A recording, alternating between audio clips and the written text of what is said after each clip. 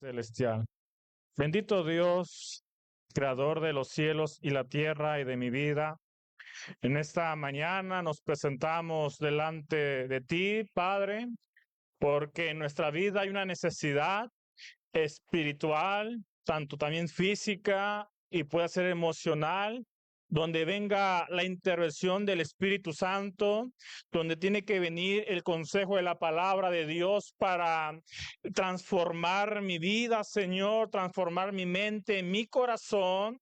Y tu palabra, Señor, es una espada que penetra, Señor, que entra hasta lo más profundo en nuestro ser. Dios maravilloso, nos lo has dejado esta inspiración del Espíritu Santo, Señor, este soplo de vida, la cual nos va a, creo que, ayudar durante este tiempo en el peregrinar que estamos en este mundo, cuando el ángel de Jehová toque la trompeta, Señor, mientras tenemos al Espíritu Santo, tu palabra, y por eso nos reunimos, Padre Celestial, por eso estamos aquí, Señor, porque queremos una unción nueva, queremos una unción fresca, queremos una palabra nueva en nuestra vida, que nos aliente, que nos motive, Señor, que nos arguye, que nos confronte, Padre Celestial, y tomarla de buen ánimo, porque en la Biblia podemos ver que hay personas que no tomaron el consejo sabiamente, Señor. Permite que mi vida, que mi corazón, que mi mente reciba el consejo de la palabra de Dios, afortunadamente como tú lo deseas, Padre Celestial, como tú lo has planeado en este día, Señor. En el nombre de Cristo Jesús, te damos gracias, Dios Padre eterno. Amén. Amén. Tome su asiento. Me siento bendecido, honrado, ¿verdad? De parte de Dios, de el estar aquí nuevamente delante de ustedes. Yo creo que puedo sentir lo que el apóstol Pablo siempre escribía en sus cartas, ¿verdad? Como siempre le dice a los corintios, a tesalonicenses, deseo estar con ustedes, ¿verdad? Y porque pues mi corazón también se queda aquí, ya hemos venido anteriormente, ¿verdad? Y el corazón se queda con los amigos, con los pastores, con la iglesia, y yo creo que el corazón del apóstol Pablo se quedaba en Corintios, en Tesalonicenses, y él quería, ¿verdad? Deseaba estar aquí. Entonces, gracias a Dios, ¿verdad? Estamos en Cihuatanejo, gracias a la invitación a los pastores, ¿verdad? A la pastora y a su esposo, ¿verdad? Entonces, para compartir el mensaje de Dios. Veo un crecimiento, en verdad, cada domingo que estoy aquí, no siempre, ¿verdad? Pero veo aumento y eso habla bien de la iglesia, ¿verdad? Del funcionamiento. Y a veces queremos decir, pues ya llenamos la silla, ya llenamos una ala, pues yo creo que con eso, ¿verdad? No. Pablo le dijo a tesalonicenses, sé que ustedes tienen amor, y lo dice textualmente en su primera carta a los tesalonicenses. Dice, pero es necesario que sigas, ¿qué? Creciendo en amor. O sea, no le faltaba amor y llegaba hasta Macedonia. O sea, quería que se expandiera aún más. O sea, ustedes, quizás uno puede ser, pues ya somos un gran número. No. Pablo dice más. Mientras que Cristo no venga por su iglesia, tiene que haber crecimiento en amor, en fe, en sabiduría y en la palabra de Dios, ¿verdad? Entonces, entramos al consejo de la palabra. Cuando me extendieron la llamada, ¿verdad? O el mensaje, pues yo siempre le digo, Dios, ¿ahora qué predico? ¿Qué les comparto a la iglesia, a la congregación? Y estando orando, estando estudiando la palabra, el Señor me llevaba al libro del profeta Jeremías. Que el libro del profeta Jeremías a mí me encanta.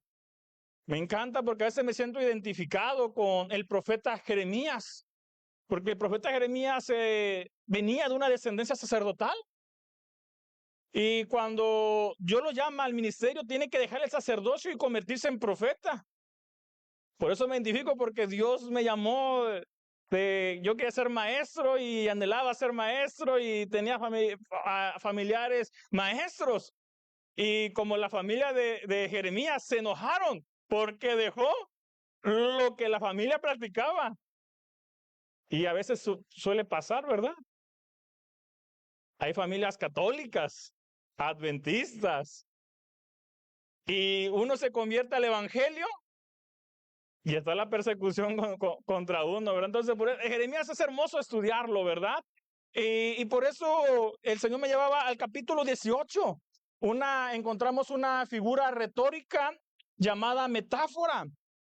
Palabra de Jehová que vino a Jeremías diciendo: levántate y ve a la casa del alfarero, y allí haré oír a mis palabras. Y descendí a la casa del alfarero, y aquí que él trabajaban sobre una rueda, y la vasija de barro que él hacía se echó ¿qué? A perder en su mano, y se volvió y la hizo con otra vasija, según le pareció mejor hacerla. La historia está sencilla. Está el profeta Jeremías y está el taller del alfarero. Y no solamente está el alfarero, está la casa del taller del alfarero, ni Jeremías. Hay otro instrumento ahí en la cual nos vamos a centrar en eso. ¿Es la qué? La arcilla, el barro, por la cual el alfarero estaba trabajando ese día. Entonces, vamos a dar la representación de cada cosa con la ayuda de Dios. Y miren, yo cuando leo la Biblia, y más cuando leemos los profetas menores o mayores, que no es por su estatura ni por su trabajo, es simplemente por el contenido de los libros, la cual se le llama profetas menores y mayores, ¿verdad? Inclusive los judíos lo tienen todos los profetas unidos. No hay separación, no hay que dividirlos, ¿verdad? Pero cada vez que leemos los profetas, Dios les habla de una manera, dándole una orden, un mandato. Y vino palabra de Jehová. Y vino palabra de Jehová a la vida de los profetas y le decía: ve a tal lugar, ve con tal persona, dile esto, dile aquello. Y lo encontramos en el libro del profeta Jonás, muy claro. Jonás 1:2, el Señor le dice nuevamente, textualmente como dijo a Jeremías: levántate y ve a dónde. A Nínive, y pregona contra ella, ¿verdad? Predica la palabra. En ese caso lo estaba dando una dirección, una orden de irse hacia Nínive, una nación pagana, impía. Pero el libro de Jonás, tanto como de amor, nos muestra el amor y la misericordia que tiene en plan de salvación con otras personas. Nuevamente encontramos una orden en un profeta. Usted va a decir: pues yo no soy profeta, a mí Dios no me puede ordenar, ¿verdad? Que ordena a los pastores, que ordena a los diáconos. No, en el Nuevo Testamento yo veo a un discípulo en la cual Dios le habla y le ordena algo. Y usted es un discípulo. Entonces, tanto como Dios le ordena al pastor, tanto como Dios le ordena a los diáconos, tanto como Dios le ordena a los sugieres, también le ordena a los discípulos. Y es en el caso de Ananías. Ananías, en el libro de Hechos, ¿verdad? Encontramos una encomienda a la vida de él. Hechos 9, del 10 al 11. Y dice textualmente: levántate y ve a la calle que se llama Derecha y busca a un hombre llamado Saulo de Tarso. Ahora ya no es una nación. Ahora no es un grupo de personas. Ahora Dios le está ordenando a un discípulo para que fuera y orara, intercediera y pusiera las manos por una persona que tenía que ser redimida, que tenía que recibir salvación y que tenía que recibir la sanidad. Es decir, que Dios nos ordena, nos manda a ir y ministrar la palabra de Dios, tanto como profeta, tanto como discípulo. Es el mismo enfoque. No hay que esquivar la palabra de Dios. Y en ese caso, encontramos otro enfoque con Jeremías, una ordenanza. Yo recuerdo en mi juventud cuando aún no era pastor y mis pastores me decían: Marcos, vas a tener que ir a dar una enseñanza al RENA, a la Zapata, a las colonias de Acapulco. Y digo: no, hermano, ¿y dónde está la iglesia? Hasta el fondo. Digo, no, hermano, ahí matan gratis, ahí no. O sea, porque hay órdenes que son difíciles de realizar, de hacer a cabo. Fue lo que le pasó a Jonás, fue lo que le pasó a Ananías. En el caso de Ananías no fue un lugar, fue una persona. Y luego nos dice la pastora, a ver, hermano, puede ir a visitar. Híjole, hermana, pero es que me llevo con esa persona y no puedo acercarme a eso. O sea, hay órdenes que son difíciles, ¿verdad? Y complicadas, tanto como lugar, tanto como en qué, en personas. Pero tenemos que obedecer. Somos obedientes, ¿verdad? Delante de Dios. Mira, pero a Jeremías se la puso fácil. No va a una nación complicada, malvada, perversa. No va contra una persona que es perseguidor de la iglesia, que es perseguidor de los judíos. No, fácil se la llevó Jeremías. ¿Tenía que ir a dónde? Al taller del alfarero.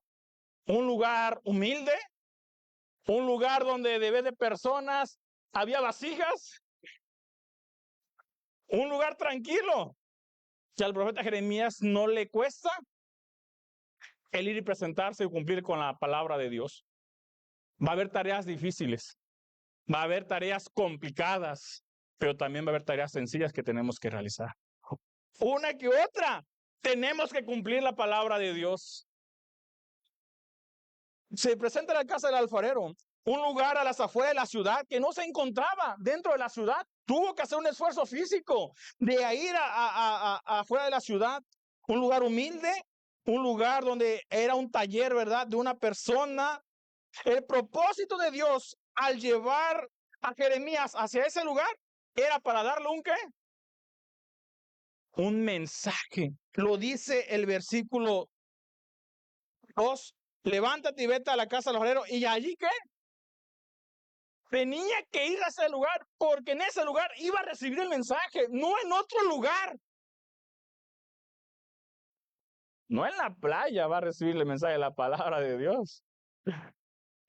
No en un restaurante, no en una plaza. Dios sabe en qué lugar se va a recibir la palabra de Dios. Y por eso levantó su santo templo. Es aquí que tenemos que recibir palabra de Dios. Fácil. No hay nada malo. Sencillo como Jeremías tenemos que presentarnos. La tarea era fácil de Jeremías. Ahí tenía que recibir la palabra. En otro lugar no podía recibir ese mensaje. El profeta llega al lugar y ve el trabajo de este artesano. Y cuando él empieza a observar el trabajo del artesano, el alfarero, mira poco tiempo después de cómo se empezó a dañar la arcilla. Mira poco tiempo después, y en ese momento, cuando se lleva a cabo que la arcilla se dañó, que la arcilla se estropeó, ¿vino qué? El mensaje. Antes no había venido. Fue después de todo el acontecimiento donde llegó ¿qué? El mensaje. Y cuando mira todo esto, llega el mensaje y lo dice en el versículo 6. ¿Qué dice el versículo 6? Entonces vino palabra de mí de Jehová cuando acabó de ver esta acción del alfarero con la arcilla. Y le dice Dios al profeta. ¿Qué le dice Dios al profeta en el versículo 6? Una pregunta. ¿No podré yo hacer de vosotros como este alfarero, oh casa de Israel? En pocas palabras le está diciendo Dios a Jeremías. Dios afirma como él, el alfarero, puede moldear a su pueblo. Le está diciendo, yo puedo ser ese alfarero, moldear la arcilla y volverla nuevamente a hacer.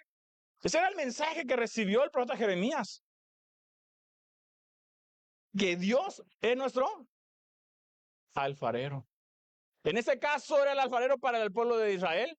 Pero si leemos en el versículo 7 y versículo 10 le dice, pero también a las otras naciones. Sí, porque a veces no queremos excusar, no, nomás va a moldear a Israel, a Israel se lo va a enderezar, le va a pasar plomo y si está chueca lo va a enderezar y es una canasta de fruta y es una torta no volteada, no, a él nomás, con él va a trabajar, no. Porque nuevamente encontramos esa figura. En el libro del profeta Isaías, capítulo 45, versículo 9, describamente el Señor dice, yo soy el maestro, el alfarero, mientras todo su pueblo son el barro. Y lo vuelve a repetir el apóstol Pablo en Romanos capítulo 9. ¿Acaso el barro le dirá al alfarero cómo tiene que hacer su trabajo?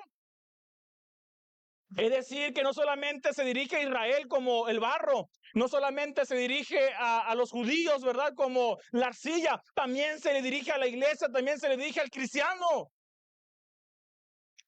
Y el trabajador sigue siendo el mismo. Ese sí no cambia.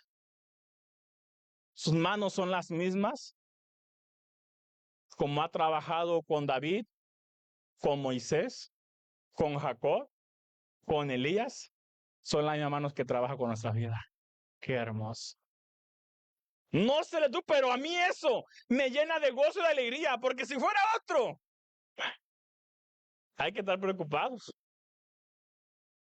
Es, es una señal de gozo, hermanos, ¿eh? Al analizar estos versículos que leímos del 1 al 4, la hermana, analizaremos cómo Dios revela su misericordia y su gracia al volvernos a dar forma nuevamente y a producir lo que Él quiere que sea.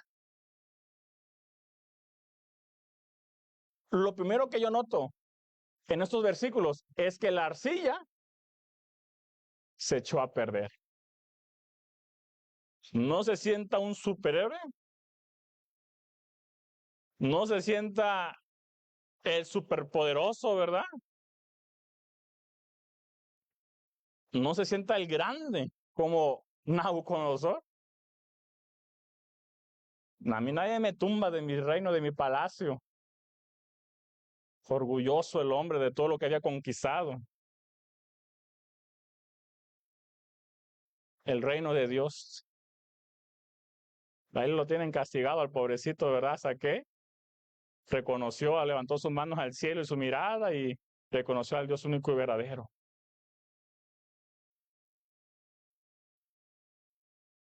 No los años al venir al templo no nos garantiza que nos vamos a trompezar. Oh. Es una lucha día a día que tenemos delante de la presencia de Dios, hermanos.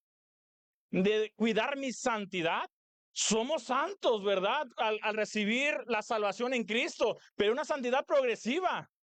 Y luego dice uno, no, la santidad la va a alcanzar en el cielo. No, de aquí de la tierra hay que empezar a trabajar con la santidad, día tras día. El diseño que Dios ya nos dio de recibir su salvación, hay que cuidarla.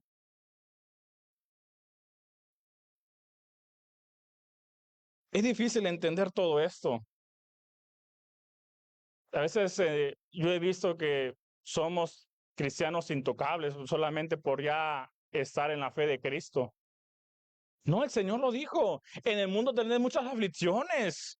Y luego da un sermón en Mateo capítulo 5 de la bienaventuranza y le dice, van a sufrir persecución, vituperio, y dices, cálmate ya, el Señor le dio un listado de lo que íbamos a pasar, pero que nada de eso sea que descomponga la arcilla.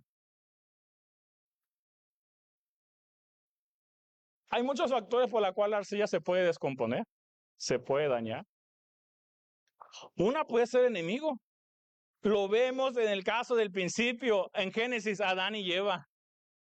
Él diseñó, formó de lo creado. Él lo hizo, porque lo único creado fue el cielo y la tierra y todo lo demás, pero el hombre sale de lo ya lo creado. Es otra palabra que se utiliza porque ellos fueron creados del polvo de la tierra, de esos elementos. Y había dado un diseño especial, ¿verdad? Una forma a esa vajilla, a esos vasos. Pero vino que el enemigo y cambió todo. Le había dado larga vida, que tenía que señorear, pero el enemigo va a cambiar el diseño que ya nos dio. Aguas, Porque dice la Biblia, Pedro y Pablo dice que el enemigo anda como león rugiente buscando a quien devorar. Y también Génesis dice que es como una serpiente astuta. Entonces tenemos un enemigo que va a hacer que la vajilla que Dios que empezó a transformar del momento que aceptamos a Cristo, va a hacer que corrompa, que se dañe, que se estropee, que se arruine. El enemigo. Miren, ¿por qué le dije eso? Que a veces los cristianos se sienten intocables. Lo voy a refutar con Sansón. Sansón es una historia muy hermosa. Lo invito a que la lean. Miren, a Sansón desde su nacimiento ya era nazareno. No desde que nació, porque desde que estaba en el vientre de su madre, que su mamá era estéril, ¿verdad? Le dijo al ángel, vas a tener un hijo, pero no podrás, ¿qué? Tomar vino. Ya estando embarazada tenía prohibido. Desde ese momento ya Sansón de dentro ya era nazareno.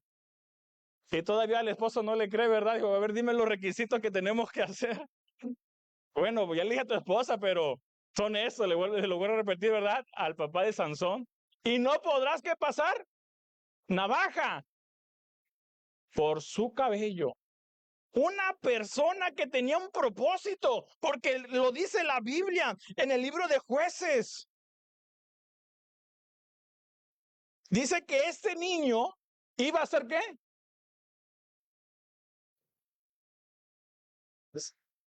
¿Sí recuerdan lo que le dijo el ángel a la mamá de Sansón? Iba a ser un juez para matar ¿a quién? A los filisteos. Ese era el propósito por el cual Sansón iba a venir a la tierra, porque iba a derrotar a los filisteos. Creo que me agarre el hilo de todo esto, hermanos, ¿eh? Y mire, Sansón andaba bien tranquilo. Es solamente con cumplir el voto nazareno, ¿verdad? Él decía, yo voy a cumplir el propósito de Dios por la cual vine. La arcilla se empieza a dañar. Se mira una mujer filistea. Se quiere casar con ella. Y si fuera poco, se empieza a enredar con una prostituta. Lo dice la Biblia. Y después de la prostituta, ¿con quién se va? Con Dalila. Dígame si ese diseño con el cual Dios lo formó era el mismo. Ya no era el mismo diseño. Dalila le dice, a ver, Sansón, le mintió como 3 veces o 2 veces, ¿verdad? Ya dime la verdad. ¿Cuál es el secreto de tu fuerza? Y le contó el pobre Sansón, ¿verdad? Es mi pelo la que me da mi fuerza. La hizo dormir en sus piernas, dice la Biblia. Y órenle, córtenle. La imagen o el propósito por la cual Dios había creado a Sansón se rompió, se dañó. El pelo tenía que estar largo y ahora no está qué. Largo. Fue dañada la imagen, la arcilla se dañó, se corrompió, se estropeó la arcilla de Sansón. Jeremías capítulo 1, en los versículos adelante le dice, antes que nacieses, ¿qué? Te conocía y te dediqué. Es decir, que cada persona que viene a ese mundo nace con un propósito, con un diseño. Ya está la silla formada. Y ahí está el pobre Jeremías batallando que la arcilla de su propósito no se estropee. Jóvenes, hermanos, desde que nacemos a este mundo, Dios nos ha diseñado con un propósito, nos agarró en sus manos y nos formó antes que tuviéramos en el vientre de nuestra madre, pero llegamos a este mundo, está Satanás, está el pecado, y la arcilla, ¿qué?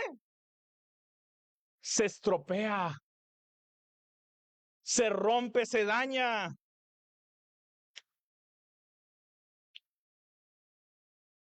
Jóvenes, no deteriores el diseño que Dios ha dado a tu vida. Somos creados con propósito. Tienes un propósito delante de Dios. Habrá muchas Dalilas que harán cambiar tu imagen delante de Dios. Habrá muchos Dalilos jovencitas que harán cambiar tu imagen delante de Dios. Pero tenemos que cuidar el diseño que Dios nos ha dado desde el principio.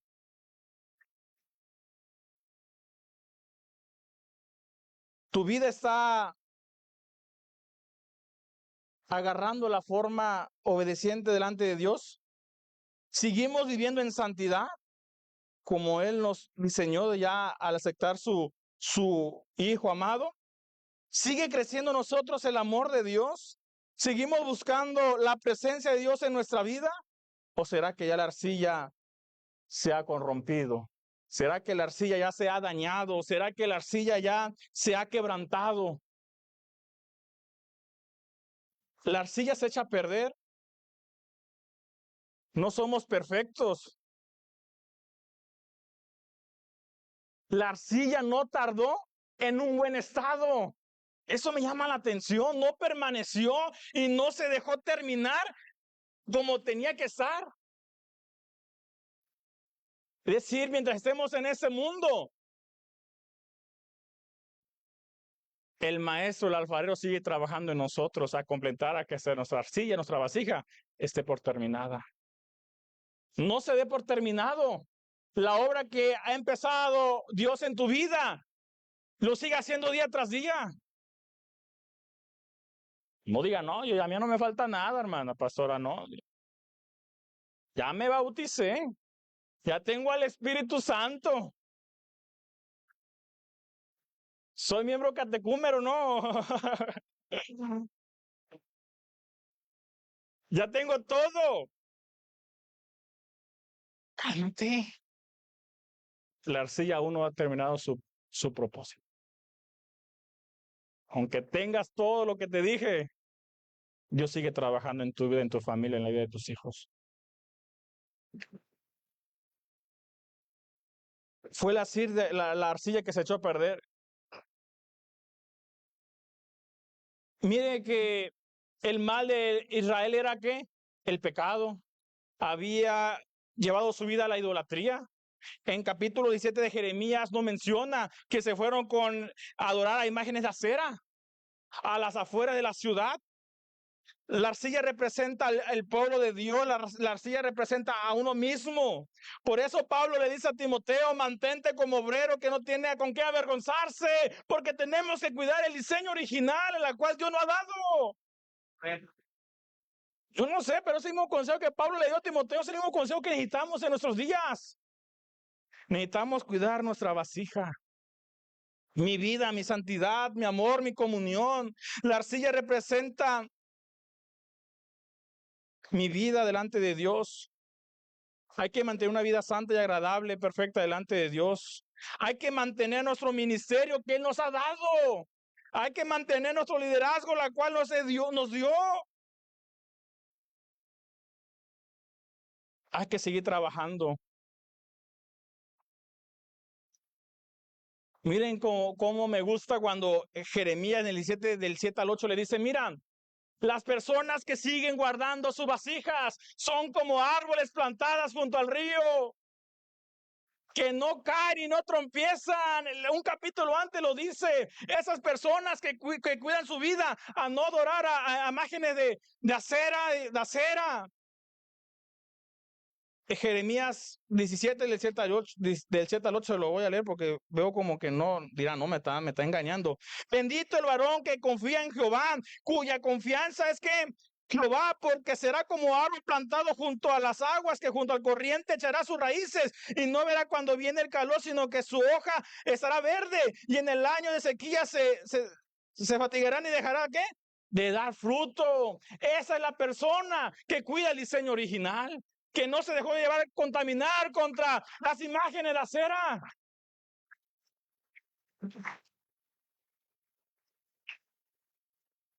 Somos árboles plantados junto a fuentes de agua de río. Venga el Satanás, venga la crisis económica, venga lo que sea. Yo permanezco firme en Jehová. El segundo punto que me llama la atención, aparte que la arcilla se corrompe, se daña, se estropea, es el lugar donde se estropea. Eso fue el mensaje que yo me daba, el lugar que nos estropea. Yo investigué y algunos artesanos decían que la arcilla se echaba a perder a la exposición altas de calor. La arcilla se echaba a perder con mucha agua. La arcilla se echaba a perder cuando al dejarla en el aire venía el polvo, ¿verdad? Venía algunos cabellos y su textura era diferente. Pero aquí vemos en Jeremías 17:3 que la arcilla no se echó a perder por la exposición del sol. La arcilla se echó a perder en las manos del alfarero. No lo ha entendido. La arcilla se echó a perder en las manos del alfarero. Pero la arcilla que tenía el alfarero no se echó a perder por el sol ni por otra cosa. Como si tuviera vida propia, la arcilla decidió echarse a perder. Hermano, no es que el alfarero echó a perder la arcilla. Si leemos bien claramente, dice, yo descendí a la casa del alfarero y aquí que él trabajaba sobre la rueda. Y la vasija de barro que él hacía, la vasija se echó, no las manos del alfarero, está diciendo. No el que la está trabajando, la misma arcilla como que toma vida, algo ve Jeremías, le dice, oye, ¿qué está pasando? No le ha hecho nada el alfarero, no le ha puesto las manos y veo que la arcilla se está quebrando y veo que la arcilla se está doblando. ¿Sabes algo? Podemos venir a la iglesia, podemos estar aquí, pero la arcilla se puede quebrantar, la arcilla se puede doblar. Y no es culpa de Dios, es culpa de uno mismo que nos inclinamos al pecado, que nos inclinamos a la desobediencia.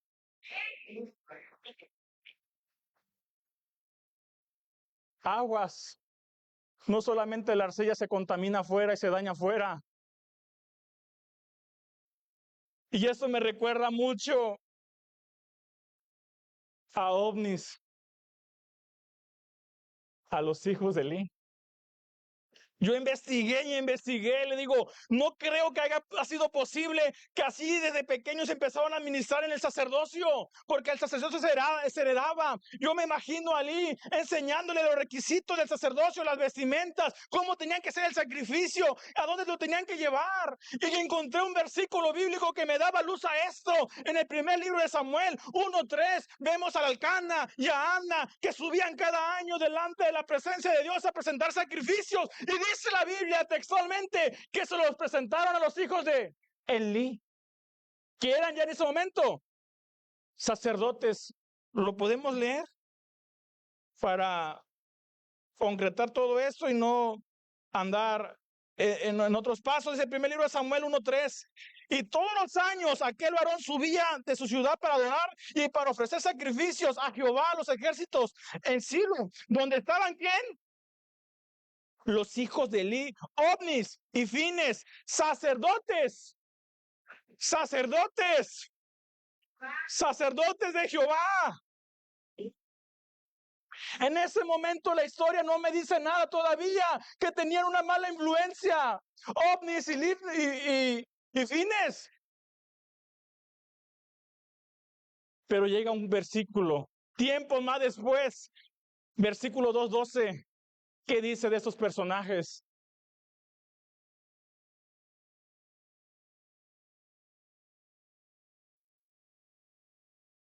¿Lo podemos leer?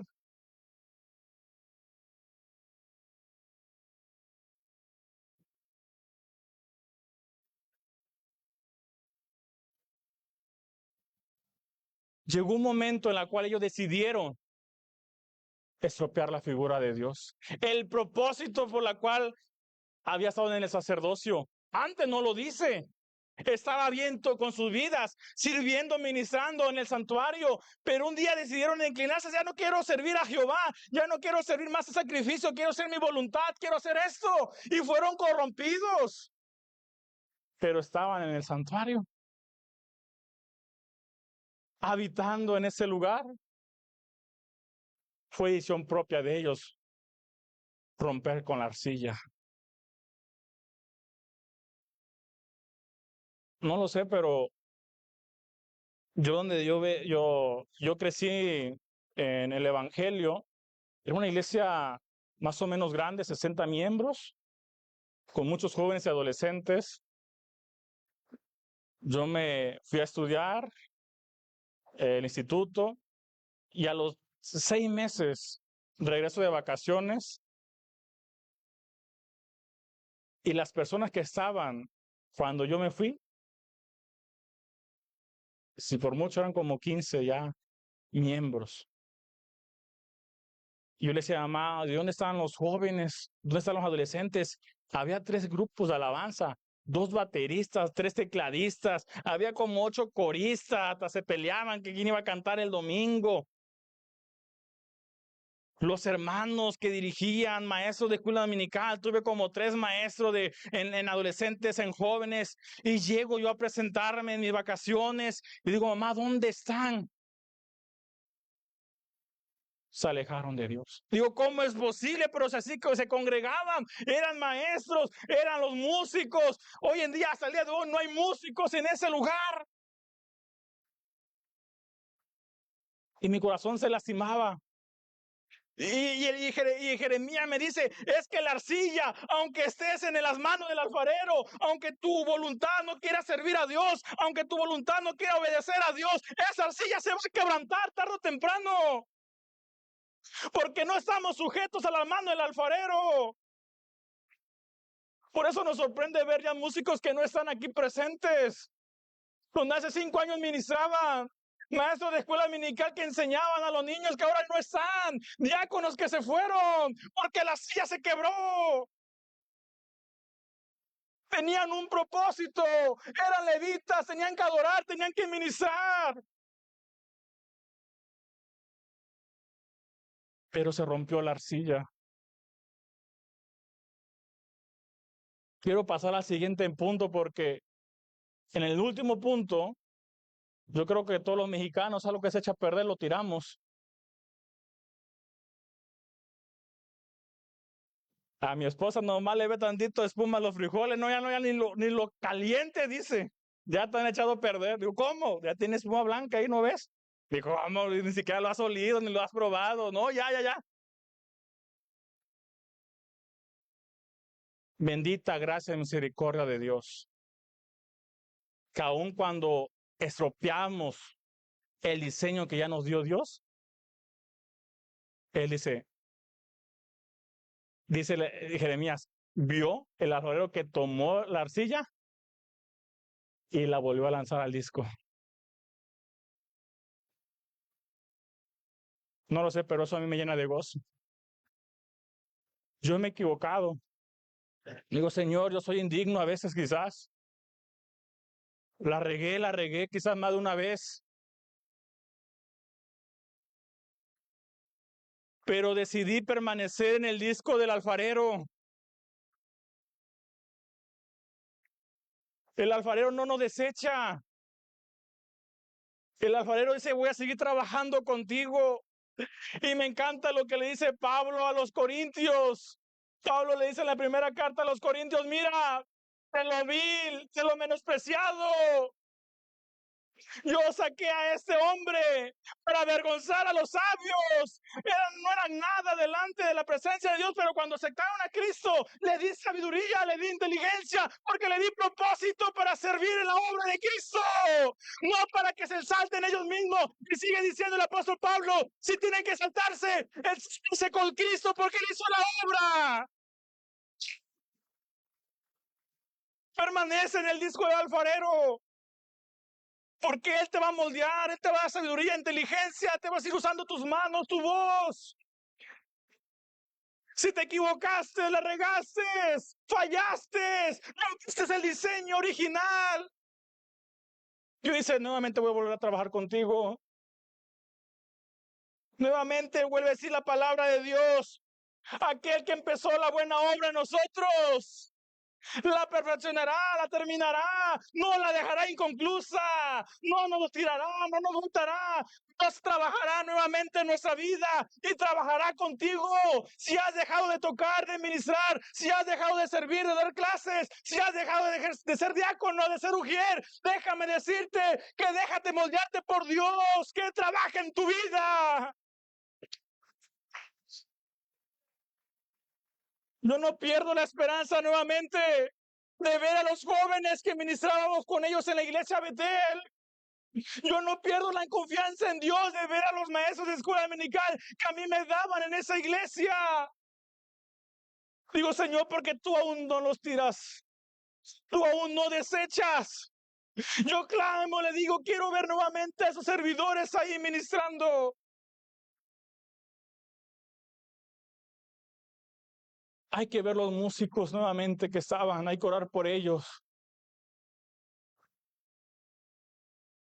Quiero terminar con lo de Sansón.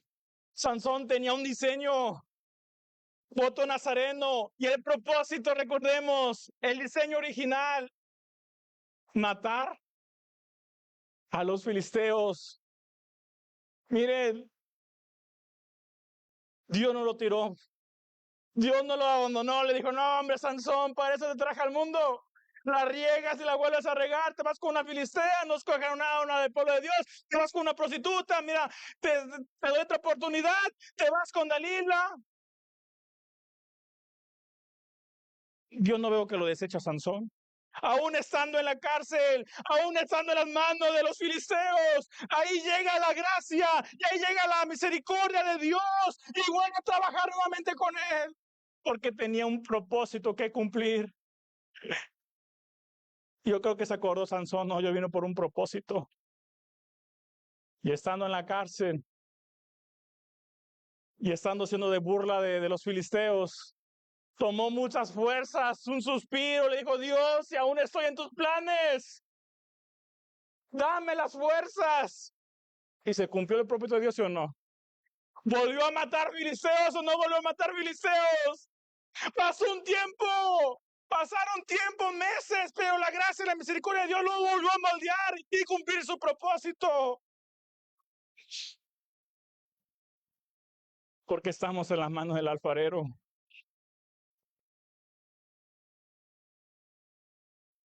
Quizás nos hemos quebrantado. Hemos estropeado el diseño original que me ha dado en mi vida. He estropeado el diseño de mi matrimonio.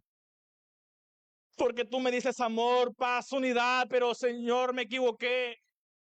Vuelva a darme el diseño original de mi matrimonio. Señor, soy joven, me equivoqué.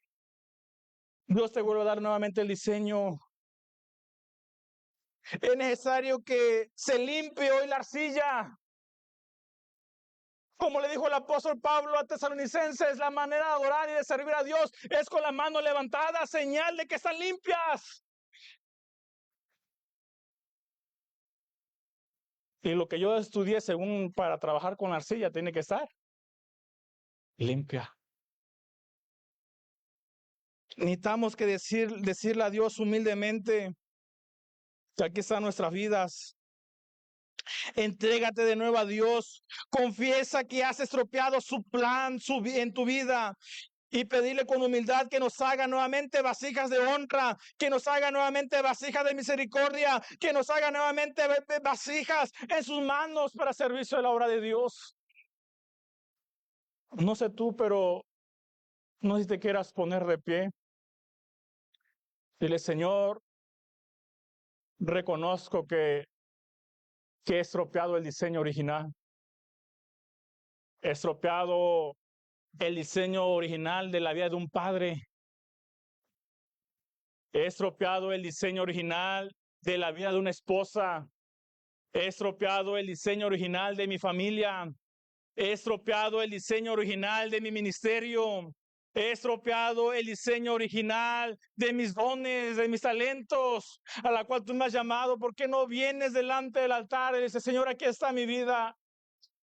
Aquí están mis manos limpias, Señor, nuevamente lávame, límpiame, porque quiero que trabajes conmigo, Señor. Quizás he descuidado mi vida espiritual, quizás he descuidado mi corazón, quizás he descuidado, Señor, mis pensamientos. Señor, quizás descuidé la vida de mis hijos, Padre. Señor, fui maestro de escuela dominical y me equivoqué, pequé, fallé. No aguanté la disciplina, no aguanté la corrección, Señor. Pero en esta mañana déjame decirte que aún tu propósito de servicio está delante de Dios. Solamente tienes que limpiar tu vida. Solamente tienes que limpiar la arcilla. Cometiste adulterio, fornicación, joven. Limpia tu vida. Fuiste